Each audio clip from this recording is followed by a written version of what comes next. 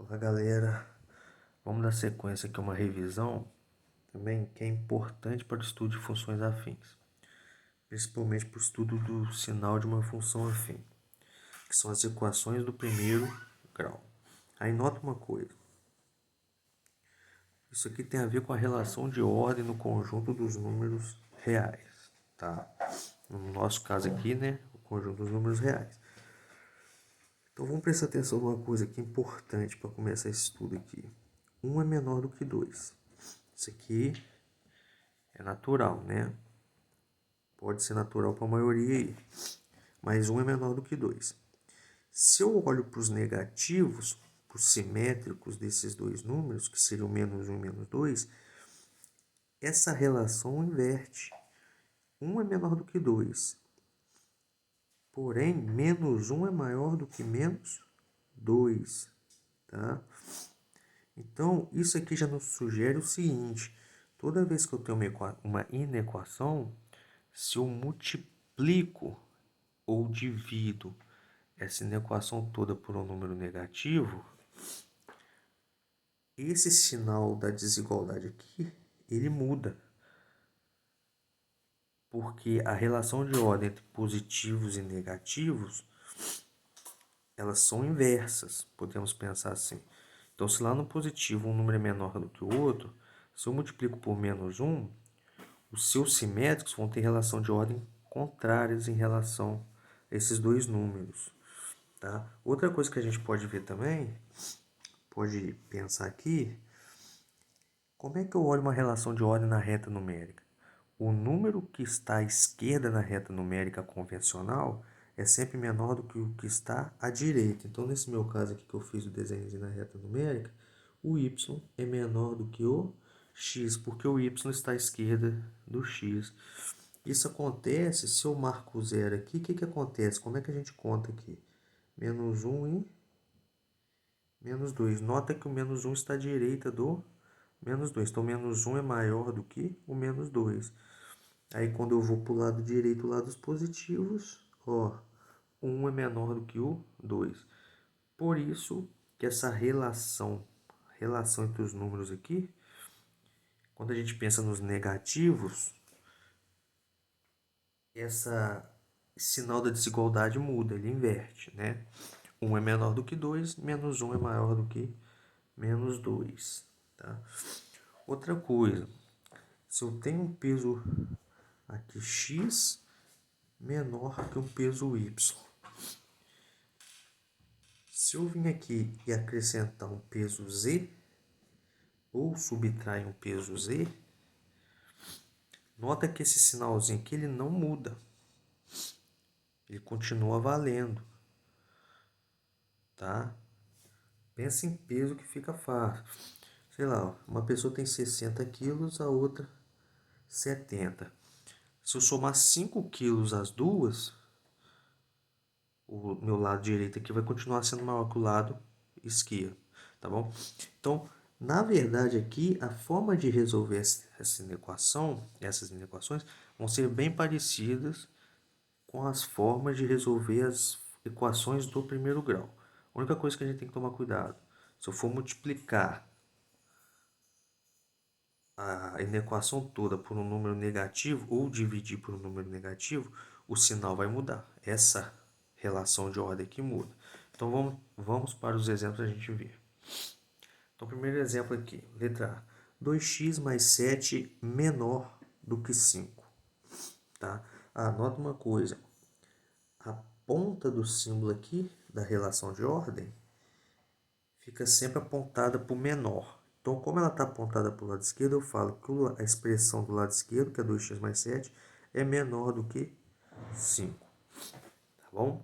Então, vamos lá. O que eu vou fazer aqui? A mesma historinha da equação do primeiro grau. Eu quero isolar o x, tá? Para eu ver a partir de quando, a partir de que valor de x, para a direita ou para a esquerda, isso aqui é verdade. Então, eu quero isolar o x do lado de cá. Então, esse 7 que está somando a parcela que tem mais 2x, primeira coisa eu tenho que eliminá-lo, né? Tem que fazer isso sumir daqui. Então, o que eu faço? Eu subtraio 7 do lado esquerdo para manter essa inequação, digamos, a mesma relação entre elas. O que eu tenho que fazer aqui? Eu tenho que também subtrair 7. Então, subtrai 7 desse lado, subtrai 7 também desse lado. Então, na verdade, toda vez que eu faço isso, eu faço para zerar alguma coisa de um dos lados, né? Zerei o mais 7 aqui. Muita gente fala que é fazer o quê? Pega o 7, passa com o sinal, passa para o outro lado com o sinal trocado. Pode até pensar assim, mas pensa como operação inversa. O 7 está somando, passa subtraindo. Não tem problema pensar em passar para o outro lado. Isso na técnica, né? Na prática a gente acaba fazendo isso mesmo. Não precisa ficar escrevendo toda hora isso que eu estou escrevendo. Mas pensa que 7 está somando, então eu vou passar subtraindo. Pensa sempre como operação inversa, para não correr o risco de errar lá no final e mudar sinal onde não deve mudar o sinal. Resolvendo isso aqui, então, dá zero. Sobrou o que para mim? 2x, que era o que eu queria, né? Do lado de cá ficou 5 menos 7. Eu tenho 5 reais, mas tenho que pagar uma dívida de 7. Eu consigo pagar parte da dívida, só que eu ainda fico devendo 2 reais. Então, menos 2. O menos normalmente dá ideia para a gente de dívida. Agora eu cheguei nessa expressão aqui e eu não quero 2x, eu quero x, eu quero 1x, né? Eu quero uma vx. O que eu faço? Divido os dois lados por 2. Então, eu divido os dois lados da equação por 2. Como o 2 é positivo, o sinal não se altera, se mantém. Foi o que eu expliquei antes para vocês lá em cima. Se eu multiplicar por um número positivo, os dois lados da minha inequação, a relação de ordem se mantém. Tá bom? Mesma coisa, vamos voltar aqui de novo. Na verdade, eu expliquei para a soma lá em cima, vamos voltar aqui. Aquele mesmo caso, eu tenho uma pessoa de 60 quilos aqui e uma de 60 aqui, de 70 aqui. Então, tem uma de 60 aqui e uma de 70 aqui. Se eu multiplico, se eu coloco duas pessoas de 60 quilos aqui e também multiplico por 2 aqui, coloco duas pessoas de 70 quilos aqui, o lado direito continua maior que o lado esquerdo. Ok? Então, meu único problema é multiplicar ou dividir por número negativo. Fora isso, nota que eu mantive o sinal da desigualdade aqui, sem mudar. Sempre a mesma relação de ordem, da esquerda para a direita. Aí eu cheguei só nessa continha final aqui agora. X é menor que menos 2. Ó, o 2 estava multiplicando o x, então passou o inverso de multiplicar e dividir. Agora fica menos 2 dividido por 2, resultado final, menos 1. Então, estou chegando aqui, x é menor do que menos 1. Como é que eu escrevo a solução disso? Eu posso escrever com chave, falando a propriedade. Então, x pertence aos reais, tal que x é menor que menos 1, ou na forma de intervalo. Então, é tudo número. Falar que x é menor do que menos 1 é pegar todo o intervalinho de menos infinito até menos 1. O menos 1 está excluído, né? Ele limita o meu intervalo, mas ele não pertence ao meu intervalo, porque que eu quero todo x menor e não menor ou igual. Vamos para a letra B agora. Nota que aqui eu tenho parcela com x dos dois lados, não tem problema. Escolhi para pegar o 5x daqui e passar para o lado de cá. Como o 5 na frente do x é positivo, então eu imagino que ele esteja somando o 8 do lado de cá. O inverso de somar é subtrair. Então, 5x passa para o outro lado, subtraindo. Maior ou igual. Agora, vamos fazer com menos 4. Eu quero passar tudo que tem x para um lado e tudo que tem número para o outro. Número sem o x, né?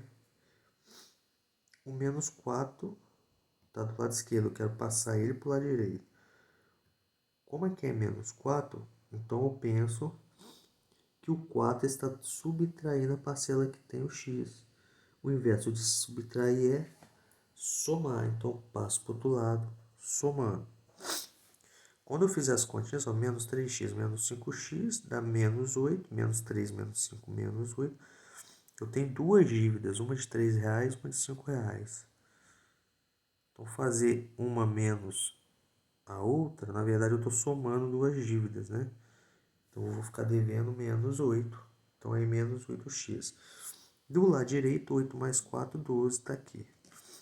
Agora, prestar atenção, fiz até a setinha aqui, ó. O menos 8 é um número negativo. Eu vou passar... Na verdade, eu nem vou fazer... Na verdade, eu vou multiplicar toda a equação por menos 1. Que é o mais comum, né? Que a maioria faz, quando chega nesse caso. Quando eu multiplico por menos 1, lembra do que eu falei lá em cima. Quando eu multiplico por menos 1, o meu sinal de desigualdade muda, ó. O que era maior passa a ser menor. A relação de ordem muda. Botei até uma setinha aqui para indicar, para mostrar que eu estou mudando o sinal da desigualdade.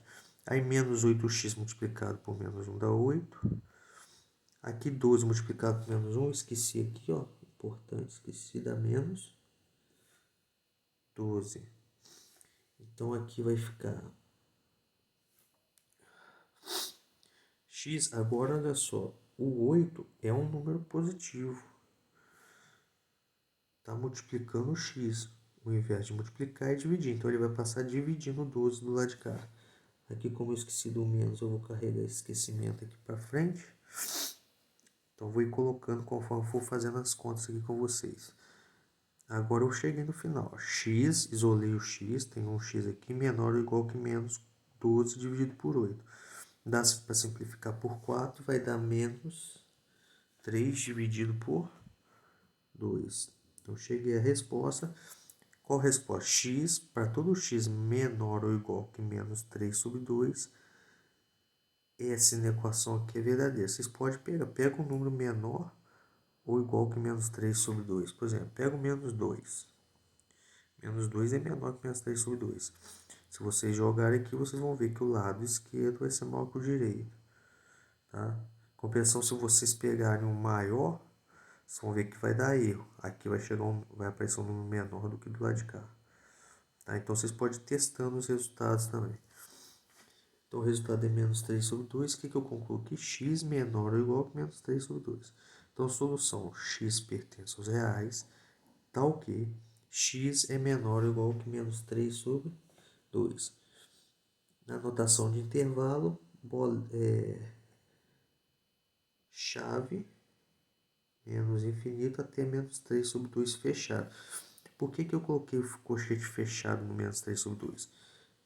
Fiz até setinho aqui para mostrar ó, a relação. Esse colchete fechado no intervalo tem a ver porque o x pode ser igual a menos 3 sobre 2. Ou seja, o menos 3 sobre 2 está nesse intervalo. Ele pertence, então eu tenho que fechar o intervalo nele ali. Tem que ser o colchete fechado. Vamos para o último exemplo aqui da letra C.